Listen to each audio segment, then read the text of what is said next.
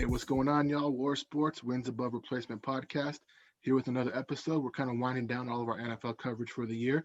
One couple of things we want to hit up in this episode and maybe next is going to be today. We're going to go over the new coaching hires and discuss kind of what's going on there and movement around the NFL. And then our next episode, which may be a two-parter, we haven't figured out the production piece yet, but we're going to run down key free agents. Kind of goes hand in hand with the coaches and whatnot, what the teams are looking for, but definitely key free agents that are going to be on the market, and then maybe some trades that we're going to see probably before the draft comes through. So today we got Dion and Ben here on the mic again. Dion, how's your day going, man? You all right? Pretty good, man. Like you said, football season is winding down. We're getting into the time where you'll start hearing about the free agency moves. All the coaching moves are pretty much done. So now we're just kind of winding down, just kind of go over the few little things, last things before we get into the draft and start covering some baseball, and really getting deep into that basketball. So no, I'm doing good though.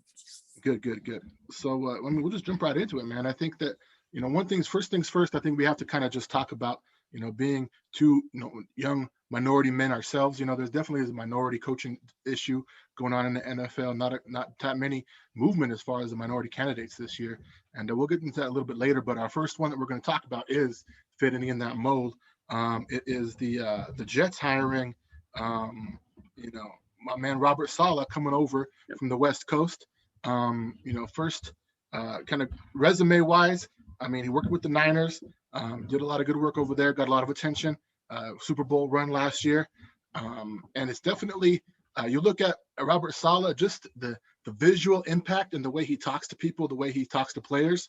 Total opposite of Adam Gase, right? I mean, Adam Gase was just kind of this nutty professor type of dude. Like he really didn't really engage with people, no real social skills. Robert Saleh is like a man's man. He kind of, he just has that look of like, I want to play hard for this dude. Yeah. Culture shift. That's what I see when I first see him showing up in the building. Culture shift, totally away, the opposite of Adam Gase. What do you think about that hire for the Jets? No, absolutely. I think it's a great hire. I think he's one of the guys, every year it's like, you hear all these names of guys coming up, throughout the years. And, it's for the last couple of years, we heard his name come up. This year he finally got his chance. But like you said, I mean, you have to do something to stick out. Like, I feel like you have to make yourself known, like Matt Patricia had the big beard, the big grungy, and hey, but the Lions caught notice is, hey, we're blue collar. This is what we want. This kind of guy we want, hard nosed. And I think the same way with the Jets. You see him on the sidelines, and he's just so energetic and just so into the game, and just you could tell this guy just eats, sleeps, and breathes everything football. And it's a guy that everybody rallies around him and wants to run through a wall for him. And so that's what they need, especially after what they had with Gase. I think he was there a year too long as it was.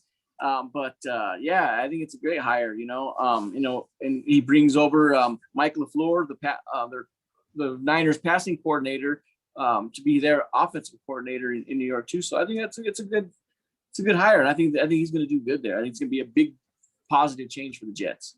No, I think LaFleur kind of means that they may give Darnold another run. I don't know that they're going to do. I mean, there's been a lot of chatter about, Deshaun Watson to almost every team that needs a quarterback. I'm not sure if I'm the Texans, I'm not.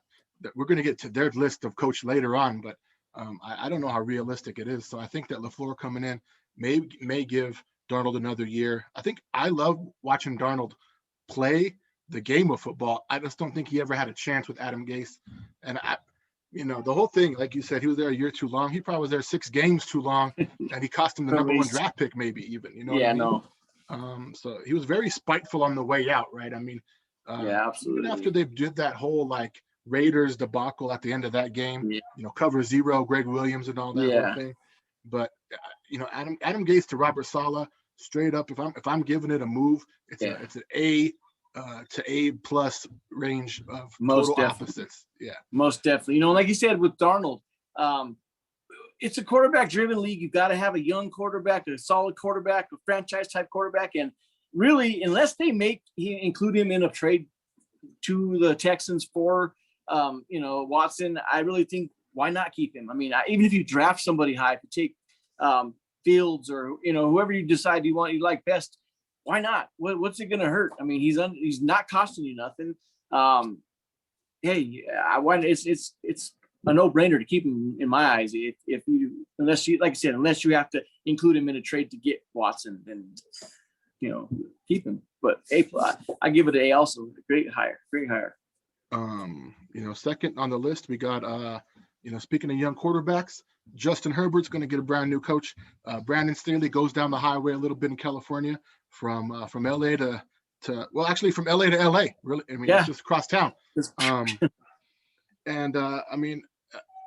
With the Rams, I mean, they put some points up, they put some yards up, they got back to that run game. How do you see that fit going on there with Herbert and that offense? I think it's great. He's another one of them. We talk about the young names, the young guys that throw their name in the hat. And everybody wants to get a piece of.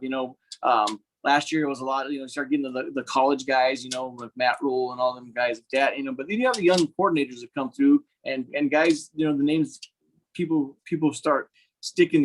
Hey, we like that guy. And I think it's a great fit. Like you said, Justin Herbert's a stud. I mean, obviously, and Anthony Lynn, I kind of feel for the guy. I don't want to say he didn't get a fair shake because he did have time there. It's just, you got such a young core, there. Why not make the change now and see what you can do, No, I think that the thing about Staley coming through is the Rams were such a good defensive team and he was a coordinator there. I can't help but think he didn't sit in meeting rooms and picked up some of that offensive mind from McVay. I mean, McVay's kind of looked at as this young next generation, kind of a Bill Walsh type of transcendent quarterback guru kind of young man. But and we could say that because we're like 40 and dude's like 33 years old. So, but anyhow, I can't help but he didn't sit in those meetings and learn something about the offensive side of the ball. And I don't know that he has a lot of experience, but he kind of admits those check marks of a young team, of a relatable coach, good defensive mind. If you play good defense and you have a good run game, you got a chance. And exactly. And I think it's going to be huge. Yeah. But the division with the Chiefs, you're going to have to always kind of go up against a pretty good offense there. And the Broncos are in rebuild, and the Raiders, you never know what you're going to get. But you got Herbert and a good defense, and if they find a solid run game, I mean, I think some good things could happen for him. Yeah, I mean, Joey Bosa's there. I don't know if they're going to keep Melvin Ingram or not, but then you got a solid secondary. So I mean, you have all the pieces right there on the defense, and you have yourself your young quarterback, so it's a perfect fit. Well, they got Derwin James in the secondary too. I mean, absolutely, a beast, man. I mean, he's all pro. So and then one of my to run the offense, they brought Joe Lombardi from New Orleans. So there's another. I mean, you got a lot of bright minds. Herbert's got it. Nice little setup there. That passing game is going to be. I mean, if Keenan can get going and they get any type of run game going with Echols and I just don't know what they're going to put together as far as a complementary. If they could keep Hunter Henry for a tight end, that might be a key for them to just have a little bit of a safety valve for Herbert. But there's good defensive players. They have a good a young culture in a brand new city, and he's a 38-year-old, coming in and running his own team. So we'll see. The running game, like you said, is going to be the key because you got Eckler, and then behind him Jackson. You just don't know what you really got there. But again, this is a league where you don't necessarily need that bell cow back, especially with a guy like Herbert who you expect's going to throw the ball a lot. So I think that tight end is huge because you want to give him weapons. Mike Williams, downfield speedster. You got Keenan Allen is unbelievable. That guy. I mean, he arguably one of the top 5-10 receivers in the league. And so I mean, you want to just feed that guy weapons, and so I think Henry's. I don't know why you wouldn't keep him unless you got plans of finding somebody early in the draft or picking somebody up also free agency. But I'm not sure there's a lot of tight ends out there. But and Virgil Green ain't going to get a cut. I mean, if that's who you're leaning on this year, I mean, I'm not sure even what his contract status is, but might as well just have it run no tight end sets. Absolutely. Our next person on the list, man, kind of an interesting hire for me, David Culley of the Houston Texans. Lifelong. NFL football lifer. He just lives, breathes football. He's finally getting a shot. Young African-American coach, kind of started up in the league and kind of just kept rising up and being a coordinator and being different positions with a number of different teams. And that now in his 60s, he's getting a shot to be a head coach. So I mean, he has a long resume. He has been around a lot of good minds. Um, how do you feel about just the his situation? First off, coming into that chaotic, it takes someone special to come into a chaotic mess like that, right? I mean, And that's exactly it. I feel like just that the Texans did so many things wrong. I don't even want to say that hiring him is wrong, because it's great that he's getting an opportunity. It's great that he's a minority getting an opportunity. And my questioning is he the right guy? I mean, you had so many that, they were one of the first ones that, and really somewhere, I would consider desirable to go to at the time, with Watson there, with on the other side you had J.J. Watt still at the time, who he didn't want his release at the time. I mean, who knows if that would have changed regardless of who they got. But I mean, to sit here and you have a franchise quarterback in Watson, and you're not even going to talk to him at all about the hire or quit. I mean, not saying Bieniemy was the right guy, or they should have went Bieniemy. He was still in the midst of the playoff run and all that stuff, so they couldn't really talk to him or really get much into that. So, and we'll get into that here shortly. But I don't know, man. I mean, I don't know. I do not like this hire at all. I mean, I think this is maybe sending a message from the ownership saying, hey, we're going to do things our way, the way we want to do things. And the thing to me is, what was Lamar Jackson's biggest problem? Throwing the ball, passing. right? And this is the passing coordinator. So to me, this is kind of the guy responsible for Lamar Jackson. And he didn't really do that great of a job in my eyes. So I don't know. I'm just not, and then they bring Lovie Smith in on the defensive coordinator. Lovie Smith, I like that one. I'll take the Lovie Smith hire. That was a solid one. But the head coach, David Culley, I'm not sold on that one. I'm going to give that one a C or a D, honestly. Oh man, I think that I'm a little bit higher than you are, and I'll tell you why. One is, can you imagine the couple coaches we just talked about, those young guys walking in there, 30-something years old, a bunch of chaos, quarterback. I mean, it's almost like looking a peer in the face and just saying, I'm running this, Watson, I just don't get that there need to be a hierarchy there. You know what I mean? And definitely someone comes in, he's a lifelong NFL assistant. He's been around everybody. He's learned from Andy Reid, and he's been on Harbaugh's staff, and these are winners. And he's going to come in and be the clear kind of authoritarian leader of that whole group. Maybe solidify some leadership and those young players there. And I think that's probably what they needed. There's been so much turmoil, Bill O'Brien to Romeo Crennel and ownership and trade demands and everything else. They needed someone to come in that was just going to be a clear-cut leader, and someone who was going to command some respect because of their resume and maybe the way that they interviewed and the way they can carry themselves in the NFL's facility. That is a good point. That's exactly what they need. Because like you said, if they want to, they could play hardball with Watson and say, hey, you go ahead and sit down. You can pull Le'Veon Bell and sit down, and you ain't going to play anywhere unless you're going to play here, and kind of, force his hand, really. So that's true. That is true. On that side, bringing in a young guy, it may not have worked. So that's true. And I have to get it up to him, and maybe I'll grade him on a curve. I probably would have gave this a C+ earlier if Deshaun Watson, everything was going well, because you could have probably had anybody. If happy right. Deshaun Watson, you could have hired it. You could have got Lincoln Riley from Oklahoma, probably. You could have, right. If he's in your corner as an owner and he's going out there and interviewing coaches with you, you could have made some noise. But I'm gonna give him a B, just because, one, he took the job with Deshaun Watson in turmoil. He knew what he was getting into. He's taken a job from Bill O'Brien, which again left it in a mess and shambles as the GM. Yeah. And then a couple of weeks into his job, his franchise, literally the face of the franchise for the last few years, J.J. Watt asked for his release as well, and so he's just going to be starting almost. And we'll see what happens with Watson, but it could literally be a ground zero build up from the bottom, and I'm not sure that's what he signed up for, but maybe this probably is the best guy for it, honestly, better than somebody younger. No, absolutely. So who you got next? The next coach is one that kind of blows my mind. I don't even know how this happened. Maybe I can see how it happened, but also it blows my mind, and maybe the timing of it all, and Urban Meyer going to the Jacksonville Jaguars. 10 years ago I would have believed it. I would have probably thought like, oh, what a great hire. I just don't know if it's one of those ones that is he past his prime? Has the game left him behind? Or is he still connected well enough that he could bring some of that energy from Ohio State and take it to the NFL? I don't know. This is one where it's kind of it's a headline grabber. It's a clickbait for anybody on the internet. Yep. But is it really going to translate into a better football team on the field. What are your first thoughts?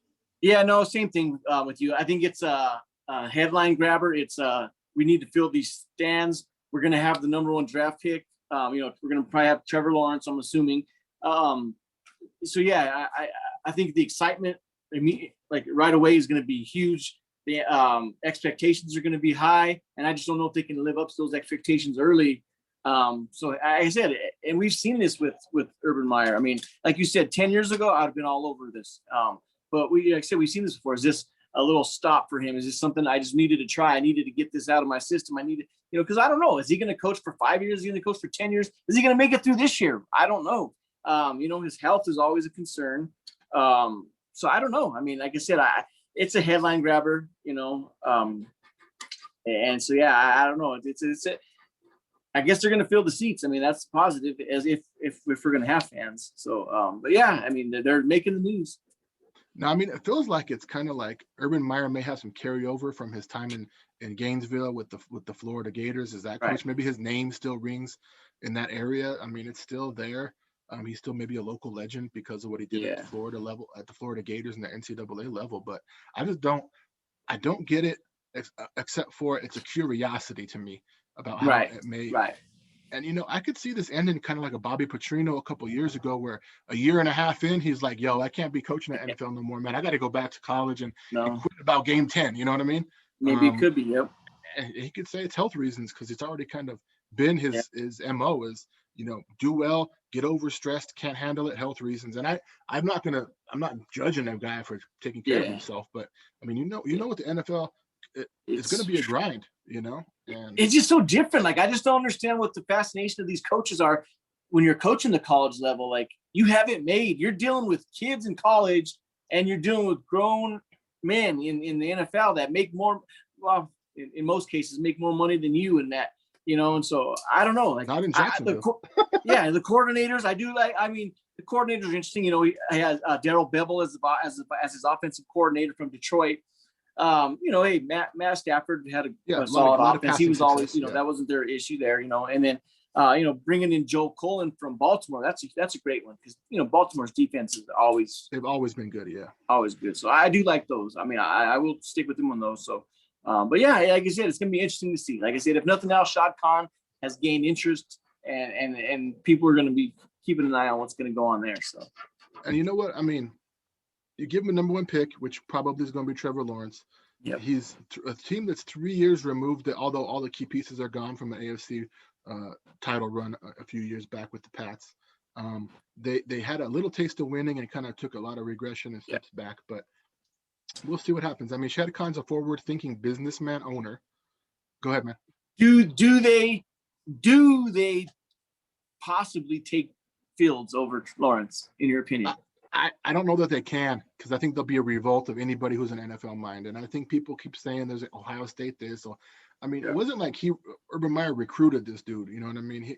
He may have no tape. He may know, but, he was 1 or 2 steps removed, I think, from maybe even, being a part of that. But, and I also, let me tell you this, which Ohio State quarterbacks ever panned out? I mean, it's the last 3 that, he's recruited himself to flamed out in the NFL super quick. Well, Dwayne Haskins is coming up. Yeah. Dwayne Haskins is going to win a Super Bowl in the next 3 years. You heard it here first. Man, that's just that's Homer talk, bro. That's Homer talk. Oh, man. Yeah. From the Packers squad to the Super Bowl, it might happen. Who knows? But, no, I just don't think there's a Fields connection. But also, I think he knows that the Ohio State quarterback system just isn't one for the NFL right now. I don't know. No, I agree. I will tell you this, though. I did see a little bit of talking out of both sides of my mouth. I saw an article one time a few weeks back that was pretty interesting, where they talked about when Pete Carroll came over from SC, that he was pretty involved in the SC program. He was pretty involved in the recruitment. He had a lot of tape on a lot of guys. So when the draft came around, his first 2 drafts, he was still 4 or 5 years removed maybe from some guys, but he did watch some tape on him. He knew they were recruits from when they were sophomores, juniors, seniors in high schools coming out. So he had a little bit of an idea for some talent early, and it did translate to some early success. That's true. That's true. So might not necessarily be Ohio State guys, but guys that maybe he had an interest in, before in their high school. That's true. That's true. That could help him out. That's it might give him a little boost initially, but at some point, absolutely the X's and O's in football mind has to show up. And I'm not saying he's dumb, but no means obviously. I mean, he's Urban Meyer, national championship winning coach, and been successful wherever he's went: Utah, Florida, Ohio State. But and let's be fair. If Trevor Lawrence, if they could have had Trevor Lawrence in Ohio State, you best believe he would have been in Ohio State all day. Yeah. I think the next coach on our list is going to be Dan Campbell, Detroit Lions. Fiery head coach, really good motivator. We talked about Robert Saleh, kind of the same vein, kind of a big old Viking-looking dude. He was on Hard Knocks a couple years ago with Miami. He actually took the Miami job halfway through the season, right? He was an interim coach and didn't coach horribly. I think that they had some wins there. I think he maybe went like 8-5 or 5-8 or something like that. Yeah. But most recently on the staff with Sean Payton down in New Orleans. Right. When you saw the press conference, when you heard the name, what first comes to mind? Well, a lot of people thought it was a little over the top and a little too gimmicky and stuff, but I thought it was great. That's what you want to see. You want to see a guy that's excited to be where they're at, especially if they're going somewhere like Detroit.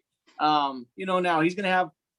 I think it's a good thing for him that he's getting, he got Stafford and they have Goff coming in. I think that's going to be good for them, just a fresh start for him. He's got his own little, I think that's always good for a young, coach coming in saying, hey, I got my own guys here, different guys that instead of the same old guys, you take over a situation, you got guys that have been there before. And I don't know, I think it's good for him, and then coming along to help him out, he's going to have Anthony Lynn as his offensive coordinator. So, say what you want, like I said, about Anthony Lynn as the head coach and stuff, but he was a great offensive coordinator, so I think that's going to help him out a lot there. So, but yeah, no, I like seeing the fieriness and for Detroit. We talked about the Browns always being the cursed team, Detroit's right there with them, I feel for that team, quick little secret, off topic here. Detroit, I feel so bad for that team that when I do a season on Madden, a lot of times I'll pick Detroit to be my team because I feel bad when I want them to win the Super Bowl. They got to win sometime, man. They got to win sometime. They're still hanging on to them bad boys. The Detroit Tigers had a little run there with Verlander for a little bit, but definitely the town is kind of had that. Yeah, definitely a Cleveland vibe. They haven't had that LeBron moment where someone comes and just saves them and gives them something to cheer for. So we'll. Mason Plumlee and Jeremy Grant aren't quite cutting it. No, they're not gonna bust it out. Blake Griffin's kind of holding out now, even for a trade. So we'll get to that in a later podcast. But I like Dan Campbell. I liked what I saw. I do like that fieriness. Patricia, he had a little bit of that attitude, but he didn't have that persona. And so maybe it's going to be a good. I could see that when they play bad, Dan Campbell's going to go to the mic after the end of the game, and he's going to own it. He's not going to put it back on his players or deflect. He's going to say, that's my bad. I own that. I should have had the players better prepared or whatever the coach speak may be in the moment. But I think he'll own he'll take his lumps, and he'll, having Anthony Lynn, he's such a unique character. I like Anthony Lynn. You hear his story and the whole Todd Haley. I think he's an overcomer in a lot of ways, and he's going to bring that mentality over to Detroit and he's going to be the opposite yin yang maybe for Dan Campbell when he gets a little worse. And I'm a big fan of the former, the failed head coach going back to what he did. I'm a big fan of that. I really am. And you got to give it up too. The same thing I did on the Houston Texans with Coley. I got to give it to Dan Campbell, man. He takes the job, and all of a sudden Stafford's gone, and you got a brand new coach coming in, and a new quarterback coming in now too. Yeah. The key we'll get to free agency another time, but they need to tag Galladay or sign him. Yeah. They need a couple of weapons and bring some people back to the seats. They got Hockenstein. They got, I think Swift is going to be maybe a starting running back next year.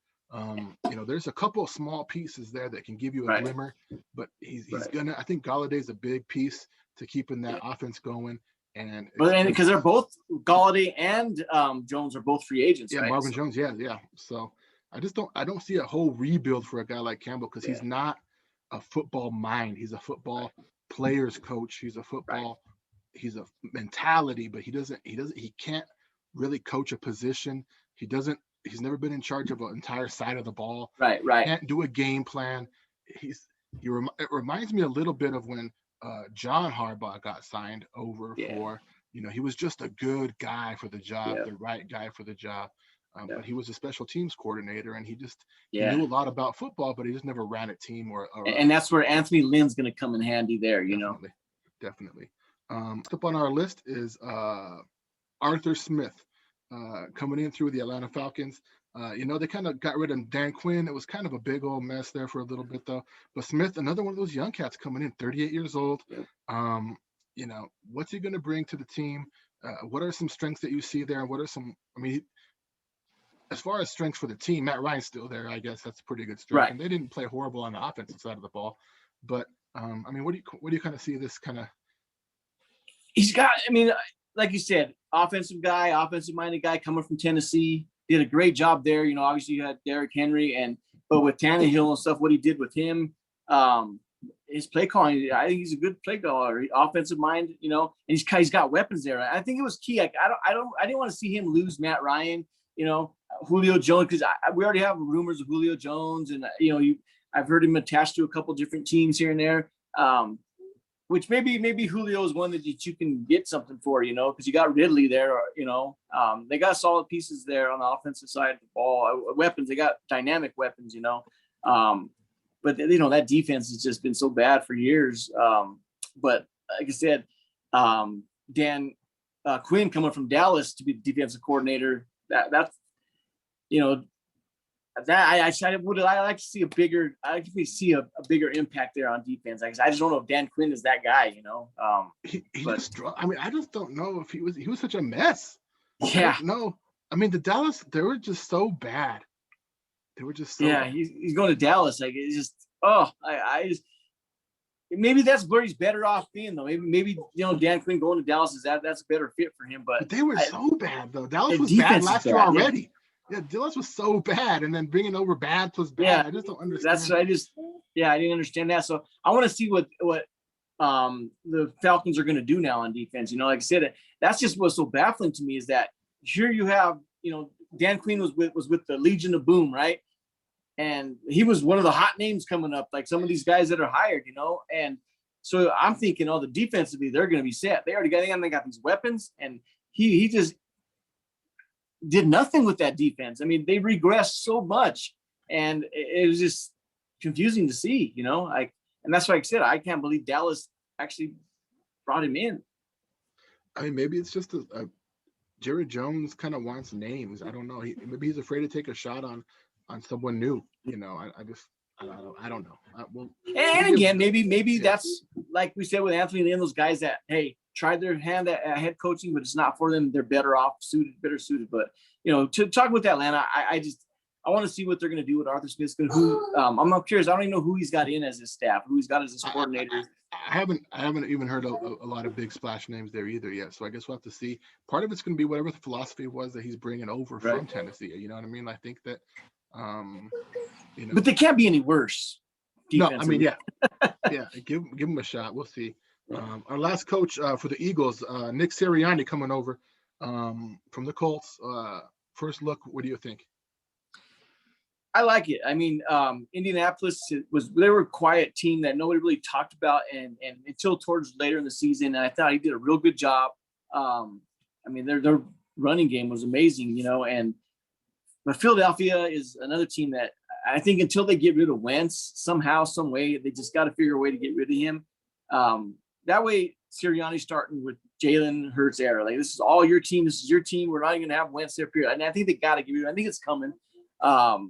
So yeah, I don't know. I think they brought over Shane Steichen from the Chargers as our offensive coordinator, and then Jonathan Gannon was their defensive backs coach. He's going to be now the defensive coordinator. So from Indianapolis. I'm sorry, he came from Indianapolis. He came with Sirianni from Indianapolis. I'm sorry. This is one of those ones where you think like, hey man, are you taking Frank Reich's guy because Frank Reich was with Bud Peterson, and now we're going to just go full circle and see if we can get out of Wentz one more time with the system that Frank Reich installed when they had that success before Foles went to that quarterback, or before Foles took over as quarterback in that injury shortened year when they went to the Super Bowl. That's my first gut reaction was Like it seems like a stretch for Sirianni to go from Frank Reich, who's a new coach himself. It's not like it's the Frank Reich coaching tree is, branches and branches long. I mean, he's only been a coach of his own self for 2 or 3 years, and Sirianni's coming over, one of those young guys. Is it a stretch to see what they can do with Carson Wentz in that stupid contract, instead of having to cut him and just eat the money? I don't know. Or is it something where maybe you use that relationship you have with Frank Reich to say, hey, he was your guy. He did great with you. You need a quarterback. Why don't you take Wentz from us? I don't know. Hey, man, I don't know that Frank Reich's going to be taking. I mean, he did wonders to Phillip Rivers, but he might take Wentz on a cheap. That contract. That's the saying. On the cheap, he'll take him. I know that for sure. Frank Reich will take Carson Wentz on the cheap, but we'll. I don't know. It remains to be seen, man. Philadelphia. I'm as a Patriots fan, you look at them, and it's kind of like, man, I wish we could have. Anybody could have had Jalen Hurts. You know what I mean? He was a second round. Anybody could have had him. Anybody could have had him, and he may be the steal from that last year's draft. I mean, he played really well under some pretty tough conditions.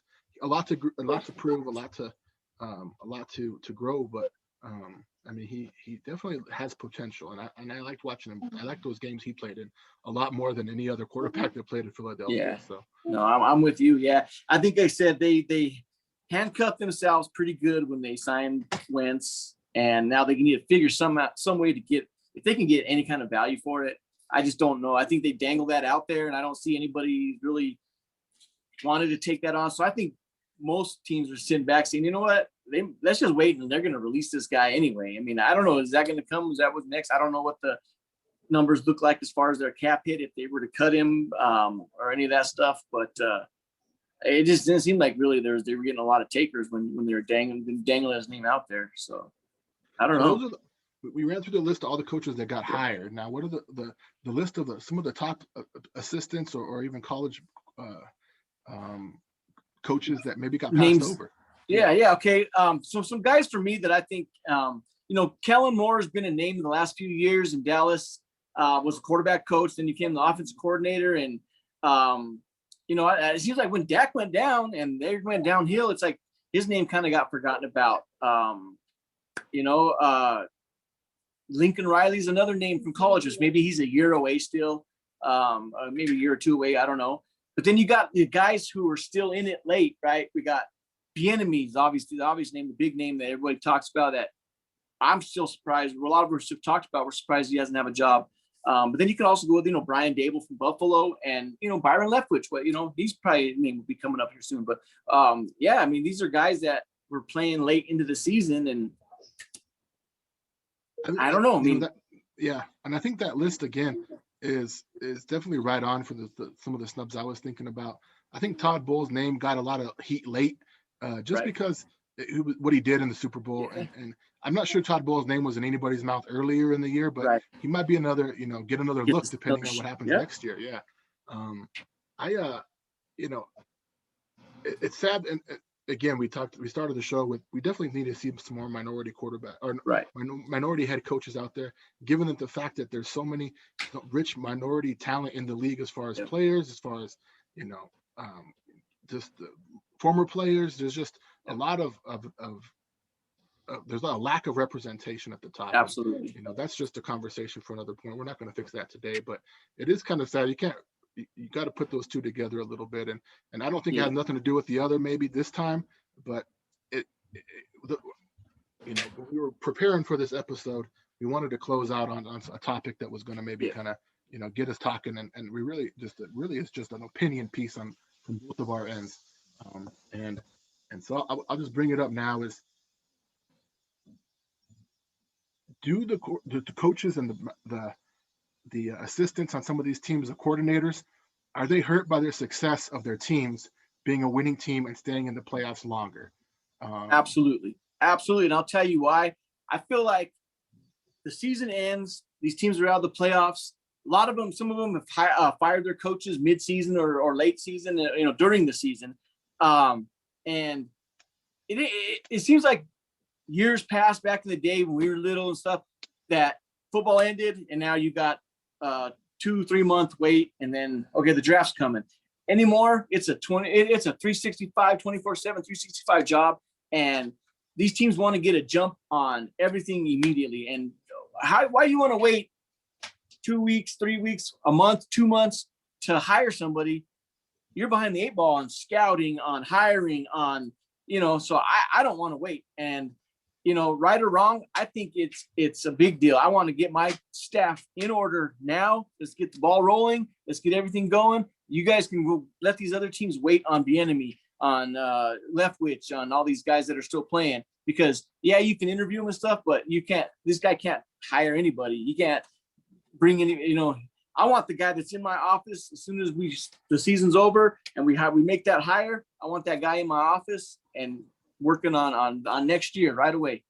Waste no time.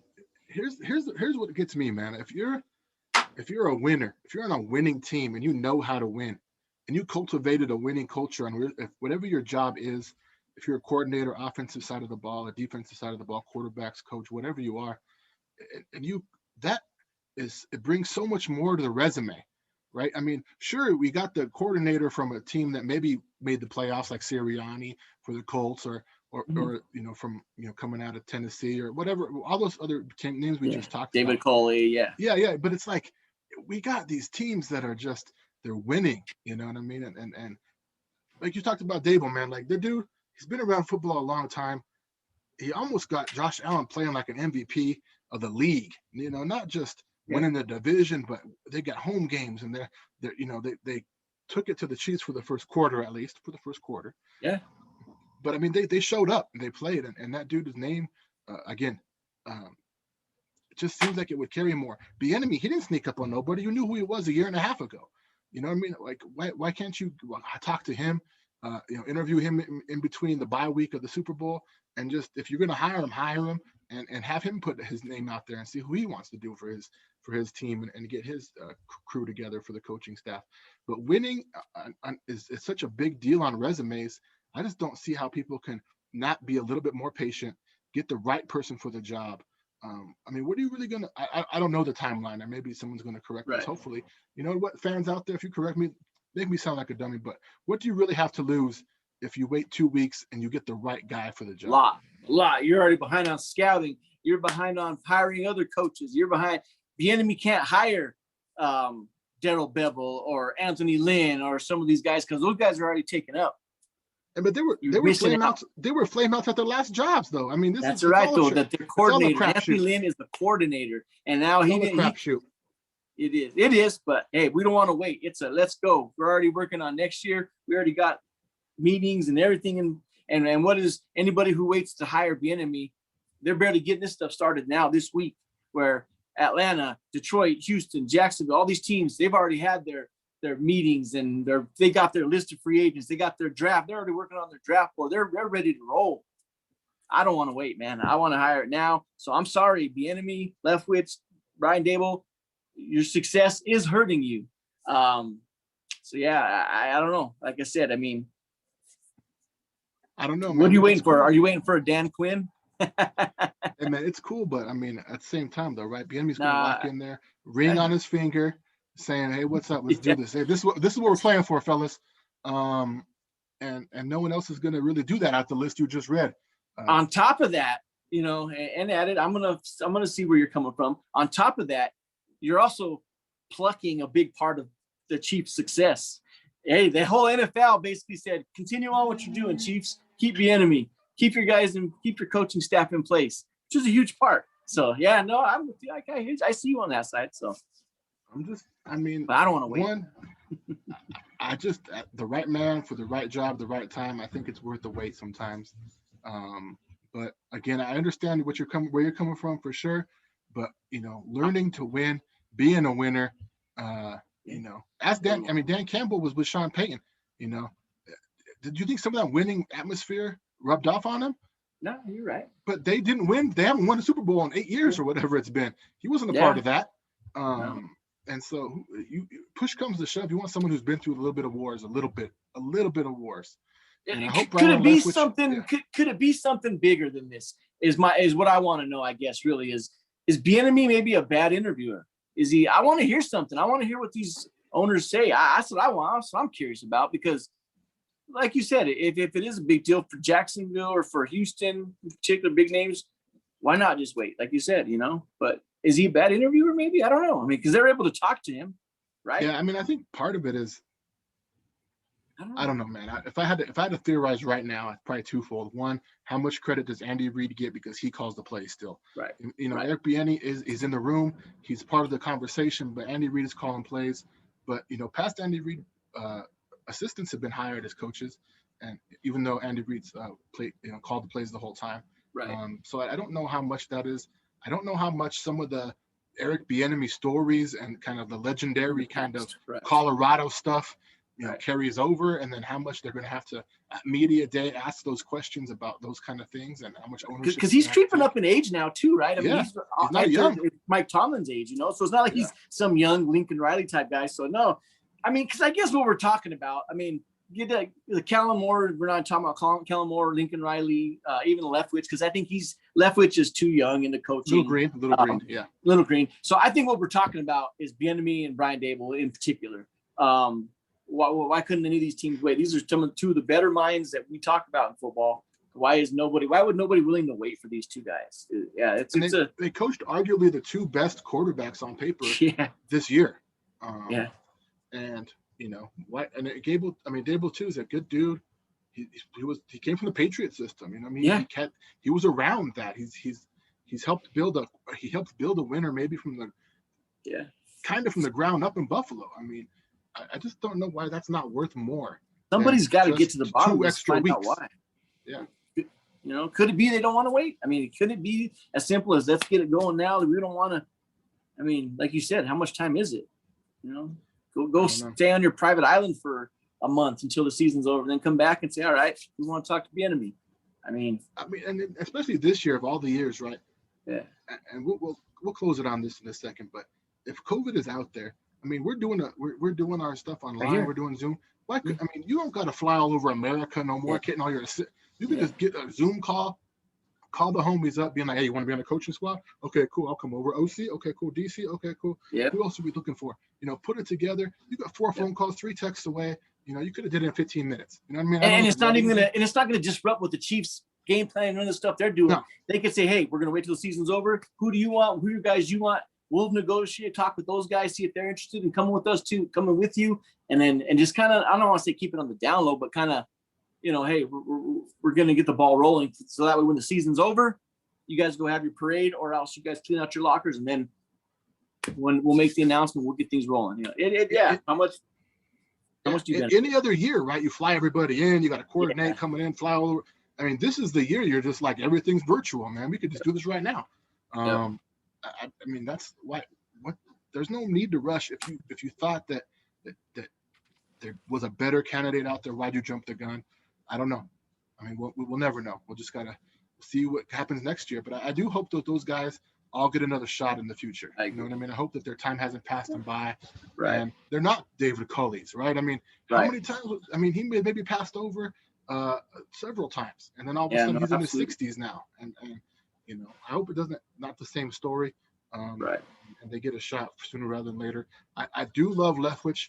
I like the way he carries himself. He challenged Tom Brady. He learned under Bruce Arians. He was a quarterback on a couple of pretty good teams in Jacksonville and Pittsburgh.